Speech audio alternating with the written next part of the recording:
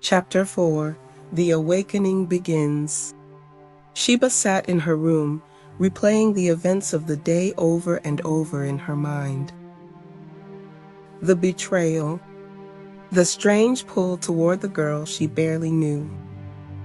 The tingling sensation that lingered on her skin long after their brief interaction. Something was shifting inside her, something she couldn't explain. That night, her dreams carried her deeper than ever before. She found herself in a vast desert, the sand warm beneath her bare feet. A line of women stood before her, their faces veiled in gold. She recognized them faintly. The way their eyes shimmered, the way they moved with a grace beyond time. One woman stepped forward, her voice a whisper carried by the wind.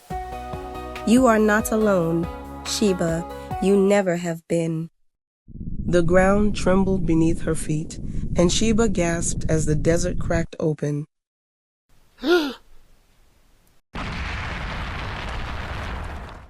From the fissure rose a towering tree, its roots twisted. Ancient, filled with knowledge she could almost touch. The woman gestured toward it. "The truth is buried, but it will find its way to the surface. You must be ready." Sheba woke with a start, her body damp with sweat. She could still feel the heat of the desert on her skin. She looked toward her window. The moon seemed brighter tonight, almost watching her. Something was happening, and for the first time, she wasn't sure if she was ready for it. Chapter 5. The Water's Warning. The next day at school, Sheba kept her head down. Because of the rumors about the boy who had stolen her work, about how she had confronted him. But something else was happening. When she reached her locker, she saw her again. The girl from yesterday. The one who made her skin tingle.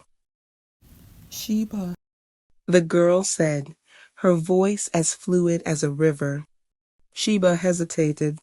How did she know her name? "You don't see it yet, do you?" The girl continued, stepping closer. She smelled like rain. Fresh, cleansing, powerful.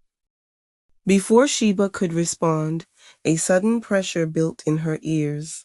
The hallway faded around her, replaced by a rushing sound like waves crashing against a shore. "Sheba." It was a different voice now, distant, familiar. The tide is rising. The flood is coming. Open your eyes before it's too late. Sheba blinked, and the world snapped back into place. The girl was gone. Only a puddle of water remained where she had stood. Sheba shivered. This wasn't just her imagination anymore. Something was calling her. Chapter 6. The Echoes of the Past. That night, Sheba stayed awake, staring at her ceiling. She could still hear the rushing water in her head. She needed answers. She reached for her mother's old journal, the one she had never been able to bring herself to read. It was worn, the pages yellowed with age, but the words inside were written with careful precision. The bloodline runs deep, hidden beneath the world's gaze. They will never see us coming, but we will rise again. Sheba's breath caught. She turned the page. There, drawn in ink, was a similar spiral surrounded by waves. She had seen this before, in her dreams. A knock at her window made her jump. She turned slowly, her heart pounding. The girl was standing outside.